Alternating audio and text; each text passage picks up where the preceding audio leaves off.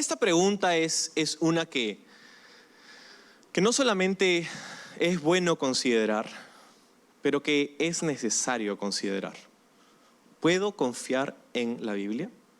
¿Qué hace a la Biblia diferente de otros textos sagrados? Porque hay otros textos que se consideran en otras partes del mundo sagrados. ¿Qué hace a la Biblia tan importante? ¿Sabes? Es una pregunta que tristemente muchos cristianos ni siquiera se sienten cómodos con explorar. Más bien, cuando vienen estas preguntas, usualmente la respuesta de muchos es, bueno, eso eso nosotros no pienses así, ¿no? Y sabes, a lo largo de los años he escuchado una que otra vez de personas que dicen, incluso líderes de iglesias, pastores, que dicen a sus congregantes, a los miembros de su iglesia, que no lean ciertas cosas, que no lean a ciertos autores o que no se expongan a ciertas cosas. Y es triste porque nos dudamos o incluso tenemos temor de considerar siquiera la pregunta. Puedo confiar en la Biblia, pero es tan importante que nosotros consideremos esta pregunta. ¿Por qué? Este estudio, te dije, va a ser loco. Vamos a ir de un verso a otro, vamos a ir de un principio a otro, vamos a ver varias cosas. Te ayudaría muchísimo si tomas apuntes. Esto no es algo que vas a escuchar frecuentemente, no sé si aquí o en otras partes. Esto es algo que necesitas prestar atención, necesitas enganchar tu cerebro, tus neuronas. Vamos a ir necesitas apuntar algo, porque de verdad esta información es algo que necesitamos considerar. Y la respuesta empieza por considerar que la fe cristiana es una fe basada en un libro. ¿Podemos estar de acuerdo con eso? La fe cristiana es una fe basada en un libro. Los cristianos de todas las épocas han tenido una fuente de conocimiento sobre Dios, sobre la humanidad, una manera de interpretar el mundo a su alrededor, una cosmovisión particular acerca de la vida, la muerte y lo que viene después. Esta fuente de información se llama la Biblia. Para el cristiano, esta fuente de información, esta forma de considerar e interpretar el mundo y la realidad a nuestro alrededor, se llama la Biblia. Nuestras emociones o incluso nuestras opiniones no son suficientemente confiables como para interpretar el mundo a nuestro alrededor, y mucho menos para definir el propósito de nuestra existencia. O sea, a veces no sabemos ni cómo nos sentimos. Han habido momentos en el transcurso de nuestro matrimonio que mi esposa se levanta un día y está media, no sé, ¿qué te pasa? Le digo, no sé, me siento media triste. Y de repente sale un par de lágrimas. ¿Por qué estás llorando? ¿Qué pasó? ¿Qué hice? ¿Qué te hice? ¿Qué te dije? No sé. ¿Pero por qué estás triste? No sé, simplemente estoy triste. Y es algo que no registra, no entra en mi cabeza. ¿Cómo puedes estar triste y no saber por qué? Bienvenido al mundo de las mujeres. Un mundo fenomenal, un mundo del que aprendemos mucho como hombres. ¿Ya la arreglé? Entonces, nuestras emociones y nuestras opiniones no son suficientes para interpretar la realidad a nuestro alrededor, para definir el propósito de nuestra existencia. Pero cuando consideramos la Biblia, cuando miramos en ella, nos damos cuenta que la Biblia afirma ser la palabra de Dios. La Biblia pretende, escúchame, la Biblia pretende ser nuestra autoridad final para todos los asuntos de fe y de la vida entera. ¿Okay? No importa si tú lo crees o no, en este punto tu opinión no es tan importante ahorita. Lo que estoy tratando de decirte es que la Biblia afirma ser la palabra de Dios y ser la autoridad de nuestra vida. Si tú lo recibes o no, es un problema entre tú y ti. Pero es lo que la Biblia afirma, lo que la Biblia pretende ser. Pero la gran pregunta entonces es, ¿podemos de verdad confiar en la Biblia? ¿Cómo sabemos si no estamos siendo engañados al depositar tal grado de confianza en un libro? Después de todo, ¿no hay otros libros que afirman o reclaman tener la misma autoridad? Como dijimos hace un momento, ¿qué hace a la Biblia tan diferente? Eso es lo que quiero compartir con ustedes esta noche. 3 razones, tres puntos que te pueden ayudar a responder esta pregunta. Ojo, lo que estoy por compartirte no es algo que yo me he inventado, que yo he creado. Esto es algo que se viene enseñando por décadas. Puedo apuntarte a personas como Don Stewart, a Tim Keller, Norman Geisler y muchos otros que a través de los años han pensado y estudiado por mucho más tiempo que yo estas cosas. Entonces estos puntos que voy a compartirte no se originan conmigo, pero son cosas que he venido a conocer a lo largo de mi tiempo personal de estudio y preparación y mis propios cuestionamientos acerca de la fe cristiana que profeso tener. Entonces, quiero comenzar observando que la Biblia constantemente anima a la gente a poner su confianza en Dios.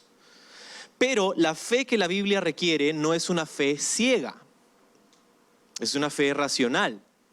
La Biblia no nos pide que dejemos nuestro intelecto a un lado para poder poner nuestra fe en Dios. De hecho, hay varios versículos, si quieres anotar las referencias van a estar en la pantalla. Mateo 22:37, Jesús dijo: amarás al Señor tu Dios con todo tu corazón, con toda tu alma y con toda tu mente. Observa esa afirmación. Jesús está resumiendo la ley y los profetas y empieza diciendo: todo esto se resume en este primer punto y este otro segundo punto que viene después. Pero este primer punto dice: amarás al Señor tu Dios con todo tu corazón. Esa es la primera sección, tu corazón. Y cuando dice con todo tu corazón, obviamente no está hablando acerca de ese músculo que late sin que lo puedas controlar ahí. No está hablando acerca de tu corazón físico, pero lo que tu corazón representa, ¿no? Para nosotros, nuestro corazón representa el asiento de nuestras emociones, ¿no? ¿Cómo nos sentimos? O sea, el amor que Dios nos tiene a nosotros es un amor que, dentro de otras cosas, es sentimental, involucra los sentimientos. Con todo tu corazón, con todo, ¿no? Todo nuestro corazón. A veces, ¿has escuchado la frase sentimientos encontrados? Ay, no sé, tengo sentimientos encontrados acerca de esto o el otro, ¿no? No, Jesús dice, si vas a amar a Dios, tienes que amarlo con todo tu corazón. No puedes tener sentimientos encontrados para con Dios. O la Biblia lo pone de otra manera: o eres frío o eres caliente. Entonces, cuando yo estaba en el Instituto Bíblico, me acabo de acordar, cuando yo estaba en el Instituto Bíblico, uno de mis profesores, uno de mis maestros nos decía a los alumnos: ¿sabes? Creo que le harías un bien a la fe cristiana, le harías un bien al mundo entero si te decides de una vez por todas a cuál equipo quieres pertenecer y te quedas ahí. Y es como, ok. Porque, o sea, y nos chocó a todos, ¿no? Porque es como, claro, o sea, o estás con Dios o no estás con Él, pero escoge un equipo y quédate ahí. Y obviamente nosotros tomamos nuestras decisiones, ¿no? Y la cosa es que cuando consideramos esta afirmación de Jesús y dice: amarás al Señor con todo tu corazón, es algo que demanda mucho de nosotros. Todo tu corazón es algo que demanda, es entregarte del todo.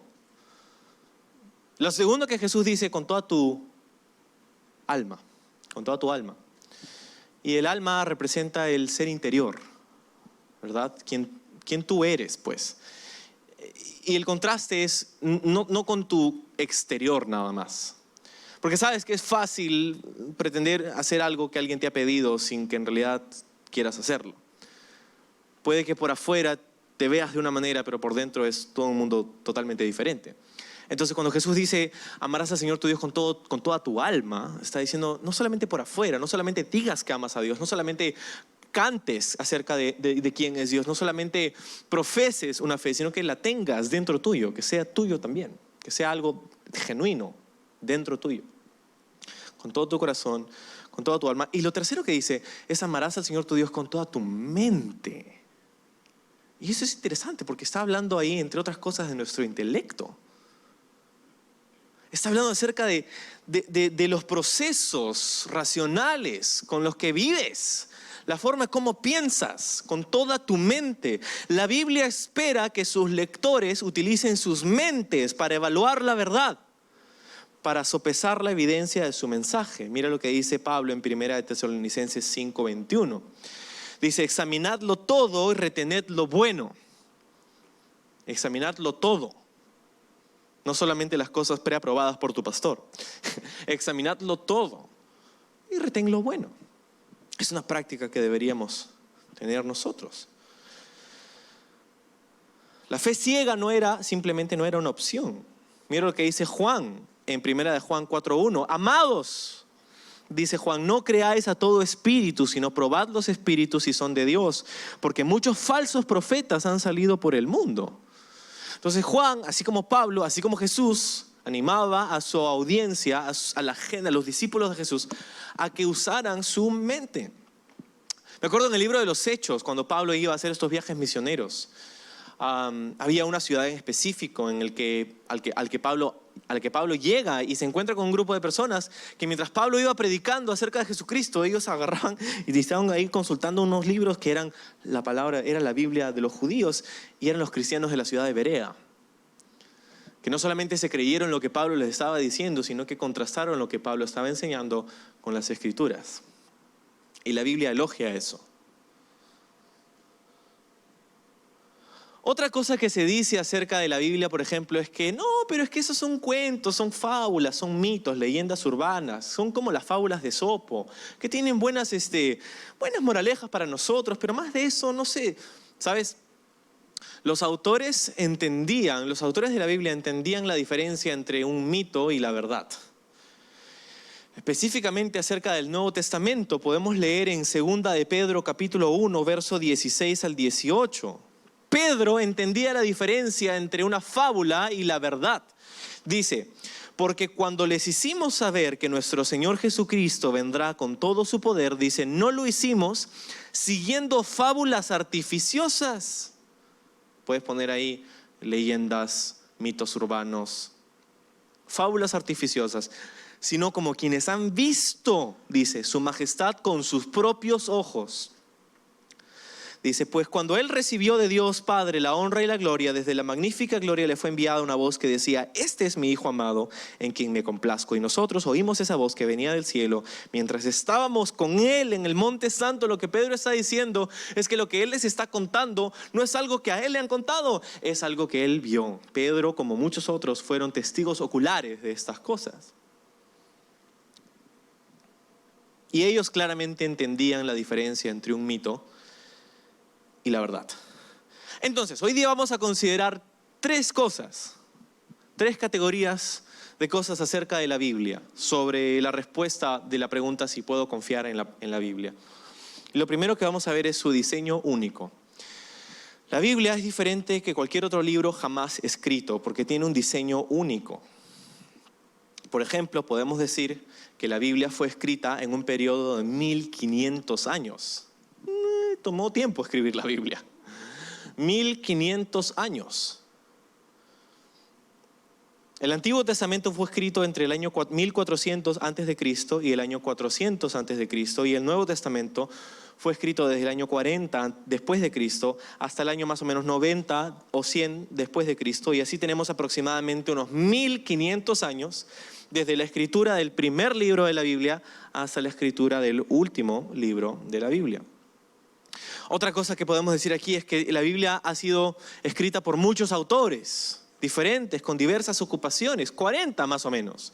40 autores que fueron los contribuyentes a lo que nosotros conocemos como la Biblia, que tuvieron diferentes cargos, ocupaciones, contextos. Por ejemplo, entre los que escribieron la Biblia habían pastores, no pastores como de iglesias, sino pastores de ovejas, literalmente, como Oseas y Amós. Habían pescadores como Pedro y Juan, habían reyes como David y Salomón, había un primer ministro como Daniel, había un recolector de impuestos como Mateo, un doctor como Lucas, un general del ejército como Josué. En resumen, muchos diversos autores diferentes con experiencias, caracteres y ocupaciones diferentes. En la Biblia ha sido escrita con diversos estilos literarios.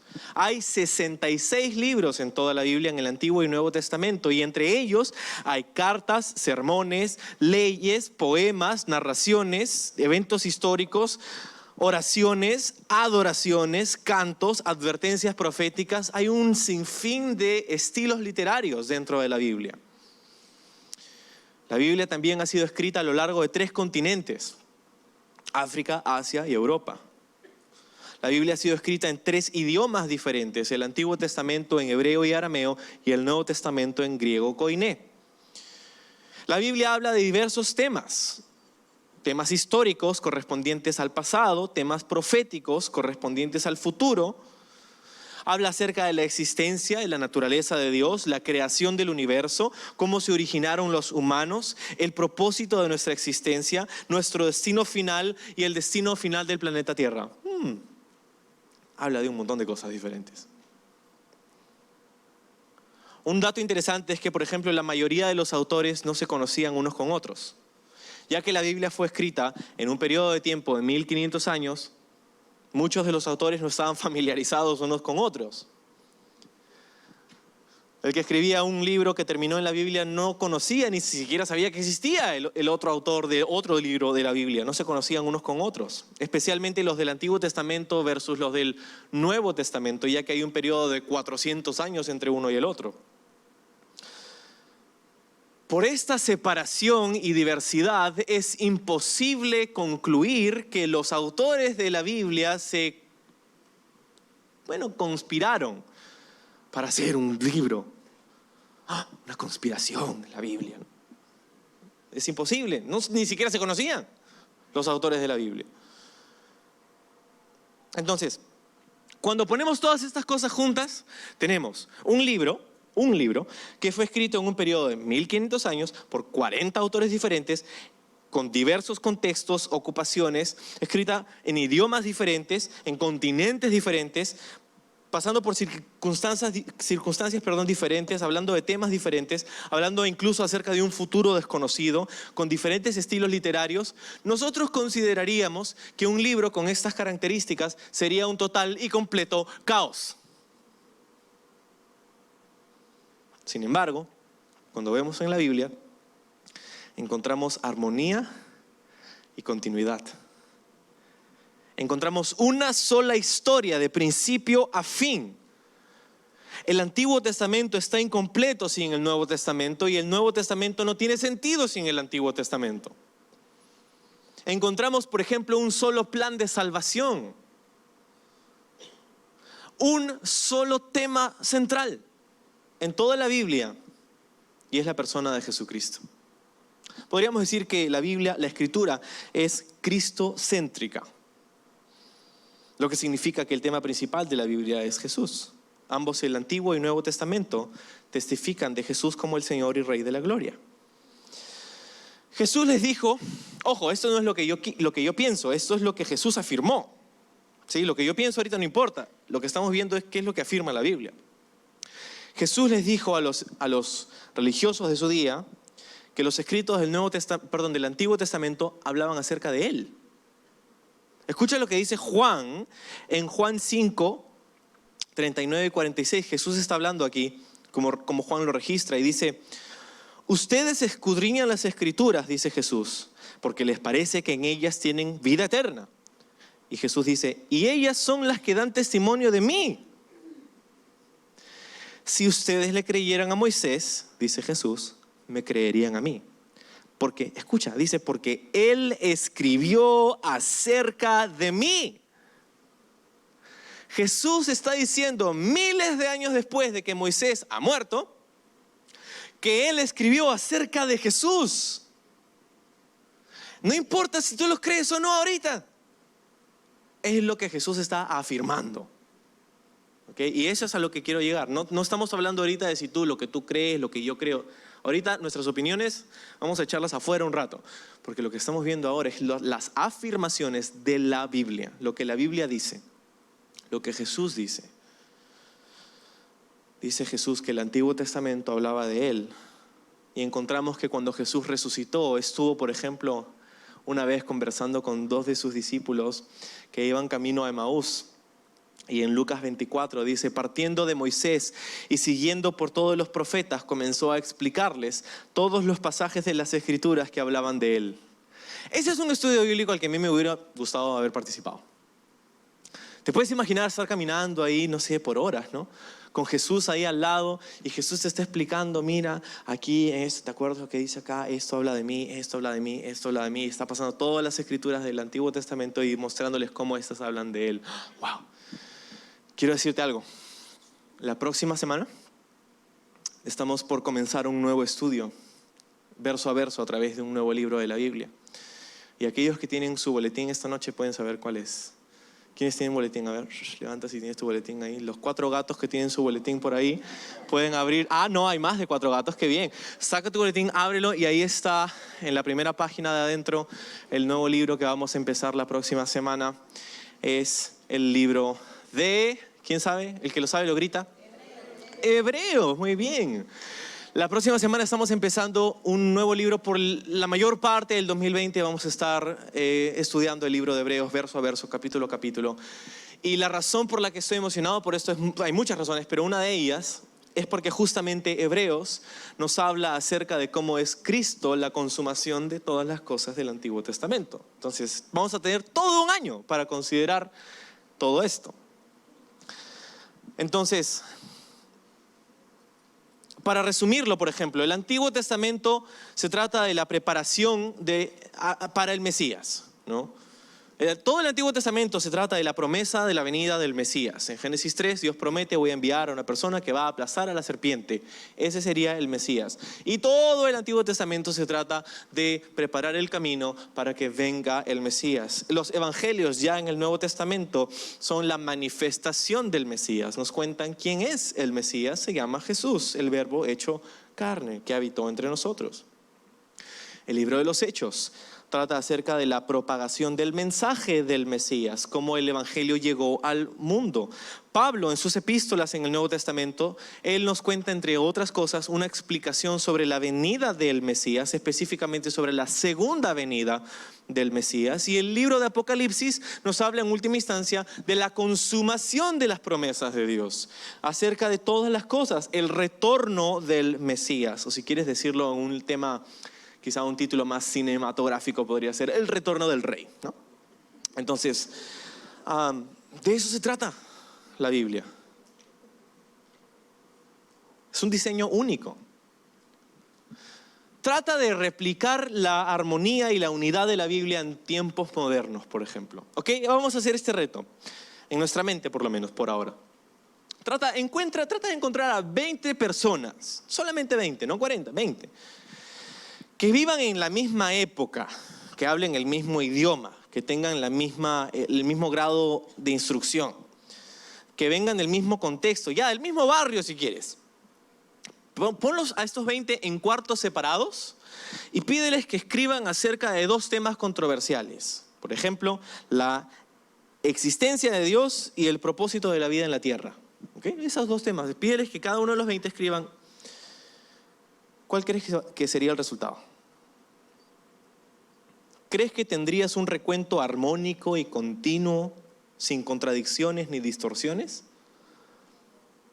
No. Lo que tendrías probablemente son 20 opiniones diferentes de estos temas. Sin embargo, la Biblia, escrita en 1500 años, 3 idiomas diferentes, 3 continentes diferentes, 40 autores que no se conocían unos con otros, diversos estilos literarios, diversos temas, sin embargo, un solo mensaje, una sola historia de principio a fin. El Mesías, Jesucristo. Y la explicación, o sea, ¿cómo dice? ¿Cómo puede ser esto? La explicación que la Biblia ofrece para su coherencia y armonía es que Dios ha intervenido en el proceso. En 2 Timoteo 3:16, Pablo dice esto: toda la escritura, dice, es inspirada por Dios y útil para enseñar, redarguir, corregir e instruir en justicia. Dice, toda la escritura es inspirada por Dios. Ahora, cuando dice inspirada no quiere decir, qué inspirados estaban para escribir la Biblia. Como decimos, no sé, de algún, no sé, poeta o algún actor o un músico, ¿no? Su Beethoven, ¿no? Ricardo Arjona, qué inspirado. Aunque Arjona y Beethoven están en dos categorías diferentes, yo creo, ¿no? Pero igual, no está hablando acerca de ese tipo de inspiración, ¿no? ¡Qué inspirado! No está hablando acerca de una inspiración creativa. Está literalmente hablando de la intervención divina en el proceso de la escritura de estos libros, en estos autores. La palabra inspirada en el idioma original de 2 Timoteo 3, literalmente es la palabra el aliento de Dios. Inspirada viene de esta misma palabra, de esa raíz griega que es la palabra neuma, que habla de aliento o aire o espíritu. Entonces, cuando dice que la Biblia es inspirada por Dios, quiere decir que Dios es el que ha soplado su aliento para que estos autores escriban las palabras que Dios ha puesto en su mente y corazón. Esto es lo que creemos acerca de la Biblia. Y creemos que los escritos originales, los manuscritos que, valga la redundancia, fueron escritos por estos autores originales, son completamente inerrantes, o sea, no hay error en ellos. Eso es lo que creemos. La inspiración plenaria es lo que se conoce en la teología de la palabra de Dios. Ok. Su diseño es único. Y la única explicación que la Biblia ofrece para la armonía y la cohesión entre cada uno de los libros de la Biblia, con todas las cosas que hemos discutido, es que Dios ha intervenido. Dios ha inspirado el proceso de la escritura de la Biblia. Okay. Vamos a ver el segundo ítem. Es acerca de la Biblia, su supervivencia. Supervivencia. O sea, es increíble que a través de los años, a través del tiempo, la Biblia, habiendo sufrido criticismo y persecución, sigue con nosotros. Aquí está. La tenemos. A través de los siglos ha sido... ¿Sabes que ningún libro ha sido tan duramente juzgado y criticado como la Biblia? Ningún libro ha sido tan perseguido violentamente a través de la historia como la Biblia. Ningún otro libro. Sin embargo, aquí está entre nosotros.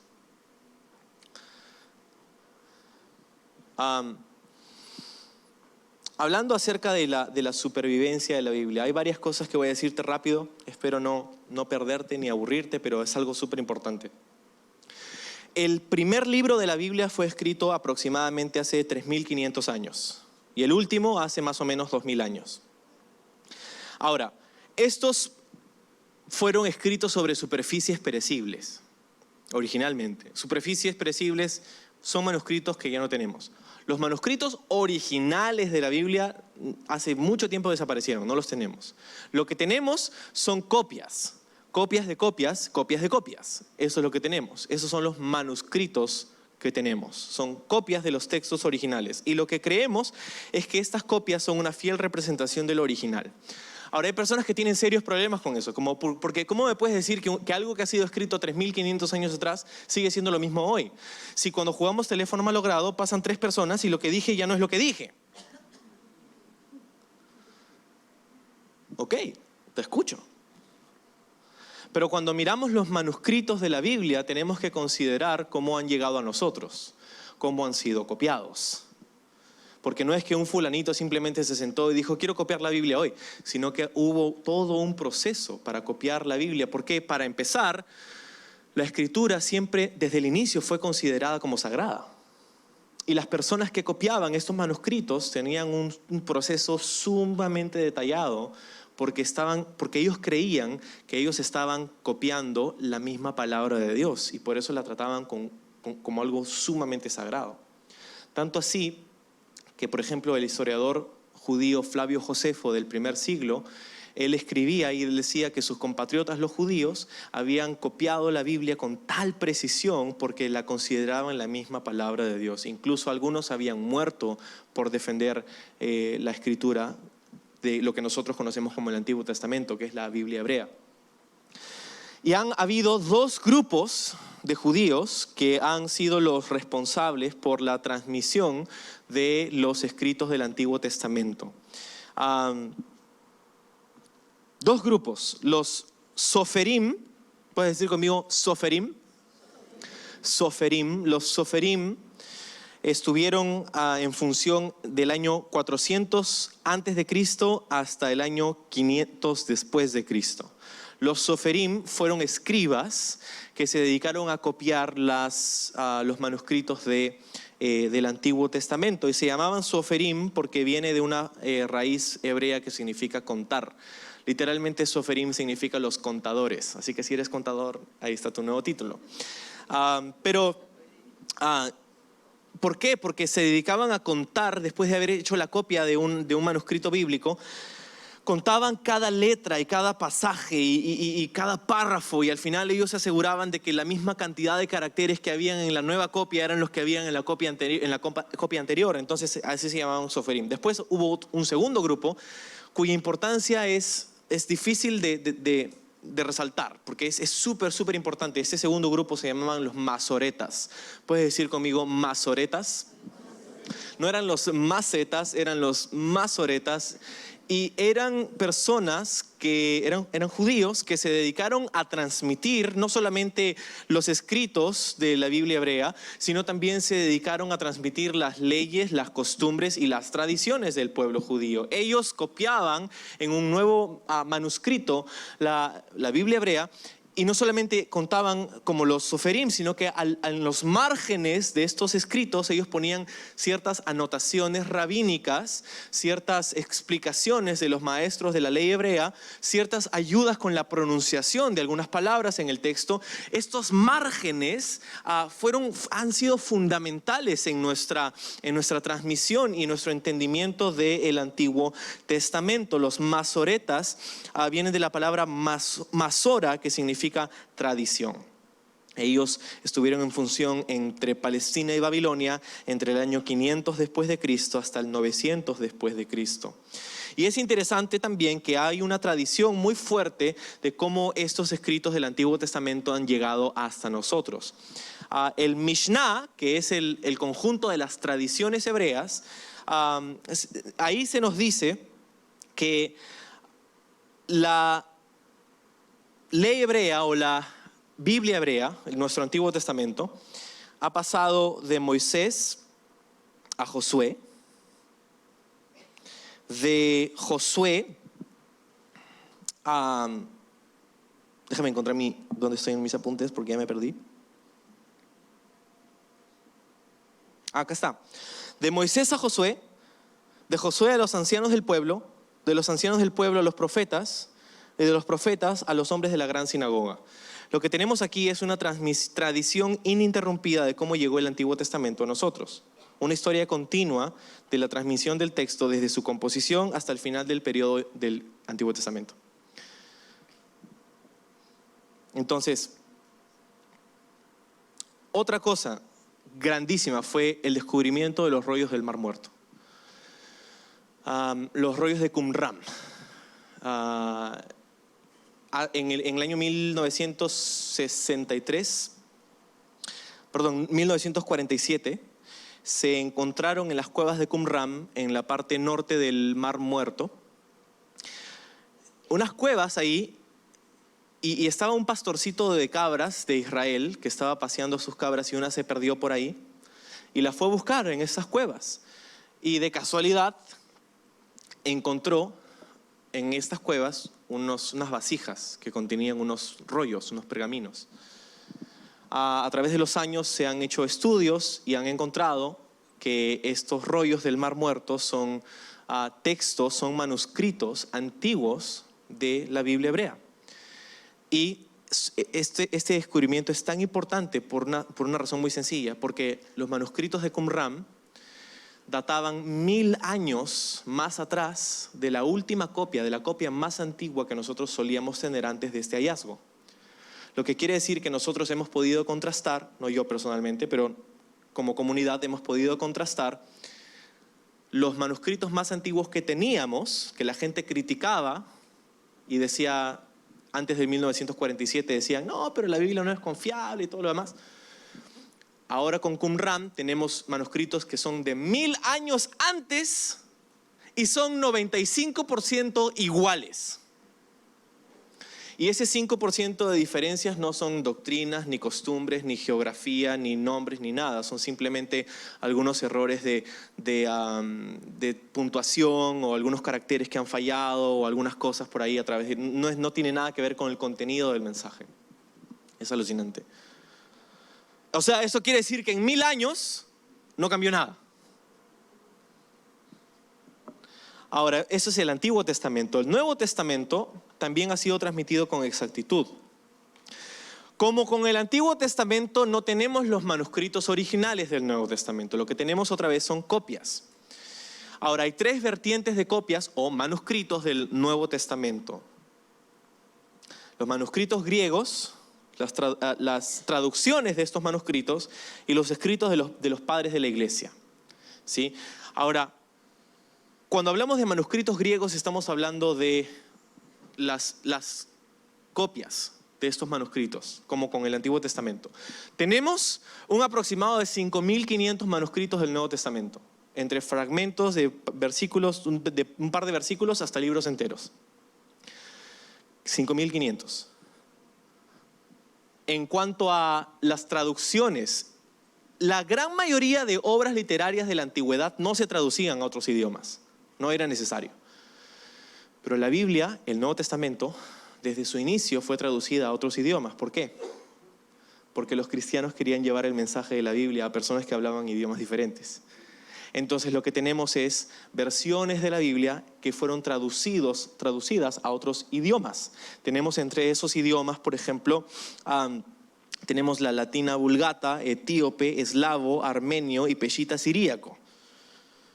Ahora, es interesante considerar las obras clásicas como las de Platón y Aristóteles, Eurípides, Sófocles, Homero. Es interesante porque nadie cuestiona la autenticidad de los escritos de estas personas. Y sin embargo tenemos muchísima más evidencia y muchísimos más manuscritos de la Biblia que de estos textos. Por ejemplo, hay un cuadro, no sé si el cuadro está por ahí, pero por ejemplo, de Eurípides, la copia más antigua que tenemos es del año 450 a.C. Ahora, el tiempo que ha pasado entre el original y la copia que tenemos es de 1500 años y el número de copias que tenemos son 9 de Eurípides. De Homero, la copia más antigua que tenemos es del año 900 a.C. El tiempo entre el original y la copia fue de 500 años, o sea que lo escribió 500 años antes de la última copia que tenemos. Y el número de copias de los escritos de Homero son 1800. Ok, 1800. Sí, nadie los cuestiona. El Nuevo Testamento, la copia más antigua que tenemos hoy, data del 40 hasta el 100 después de Cristo. El tiempo entre el original y la copia ha sido de algo como de 150 años. No 1500, no 500, 150 años entre el original y la primera copia que tenemos. El número de copias de manuscritos del Nuevo Testamento que tenemos, 24,000.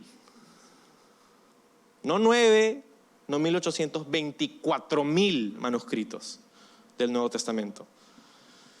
Sin embargo, todos cuestionan la Biblia, nadie cuestiona a Homero. El criticismo y la persecución han atacado a la Biblia desde siempre, pero sin embargo esta sigue con nosotros y millones la leen y confían en ella.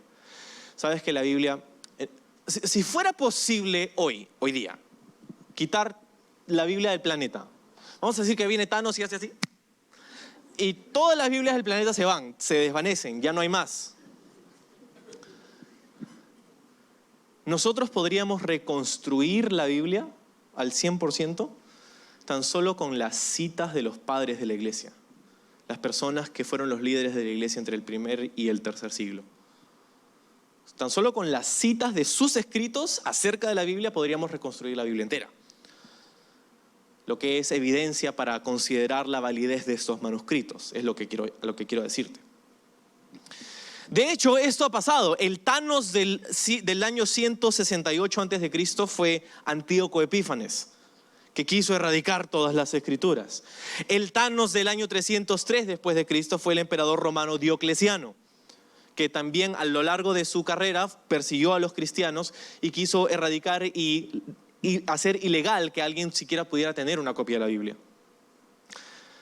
Sin embargo, aquí está la Biblia. El libro de Isaías 48 dice: sí, la hierba se seca y la flor se marchita, pero la palabra de nuestro Dios permanece para siempre. Y hay una tercera, pero yo no tengo tiempo. Así que... ¿se quieren quedar? Ok. Ya, hay una tercera, lo voy a hacer rápido. Es acerca de su precisión histórica. En un ratito van a entrar los músicos para votarme, pero no les hagas caso.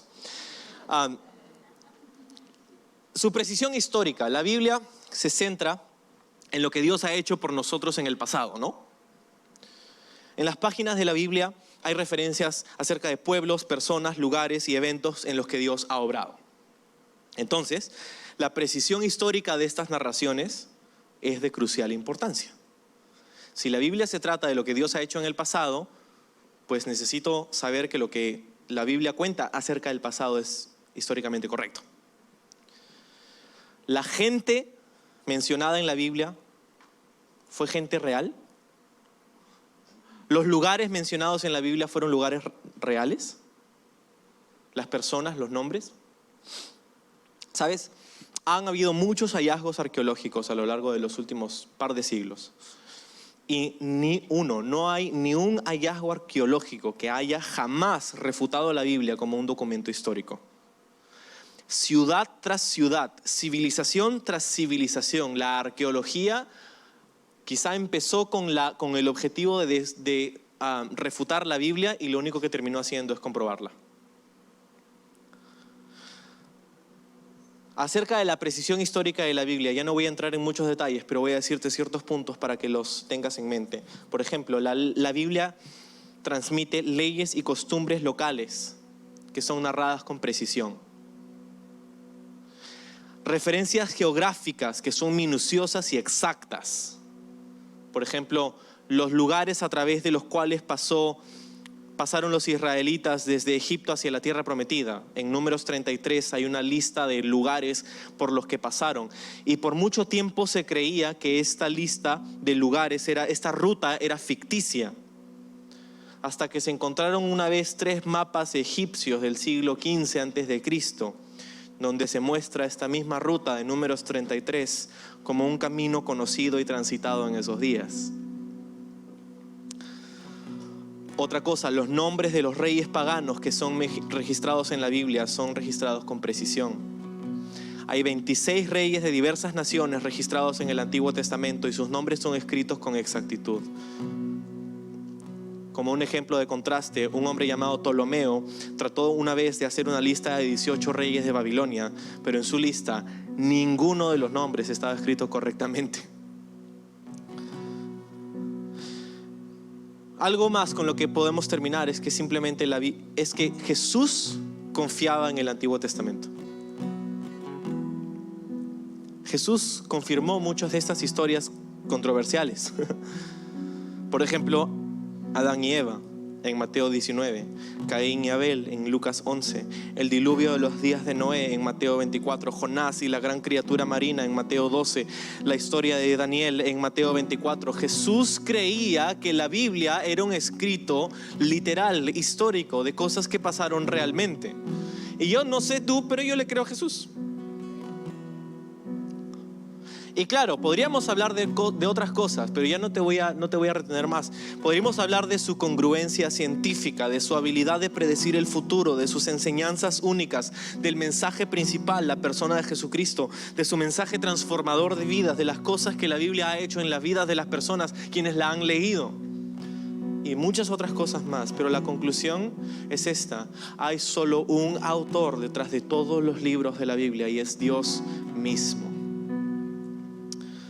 Regresando a 2 de Timoteo 3:16, dice: toda la escritura es inspirada por Dios y es útil, dice, es útil para enseñar, para redarguir, para corregir, para instruir en justicia. Amigos, esta es la razón por la que estudiamos la Biblia todos los domingos. Esta es la razón por la que hacemos estudios de mitad de semana. Esta es la razón por la que los sábados hacemos clases de instituto bíblico. Esta es la razón por la que nuestros grupos de conexión se basan acerca de lo que Dios nos ha hablado en su palabra los domingos. Esta es la razón por la que estudiamos la Biblia, porque es la palabra de Dios para nosotros. Encontramos en ella un diseño inteligente de principio a fin. Y lo que significa esto para nosotros es que tenemos que llegar al punto en el que tenemos que decidir. Porque te has dado cuenta que hasta ahora ni siquiera he tocado el tema de que si tú lo crees o no. Pero este es el momento, porque la información, la evidencia nos muestra de que las afirmaciones de la Biblia están sustentadas a través de la historia, de la geografía, de la arqueología, y las afirmaciones acerca de quién es Jesús. Este es el punto en el que necesitamos considerar si voy a recaer sobre la autoridad de la Biblia para mi vida, o si voy a convertirme en el juez de mi propia vida y considerar lo que creo y lo que no creo, si este versículo me gusta, si este versículo no me gusta, lo saco. Y ese es el punto de todo esto. Podemos confiar en la Biblia como la palabra de Dios. Hay mucha información ahí afuera, y no se trata de información, pero creo que esto nos ayuda un poco a entender que, claro, las afirmaciones están sustentadas, y yo soy confrontado con el hecho de que si lo creo o no. Así que de eso se trata todo esto.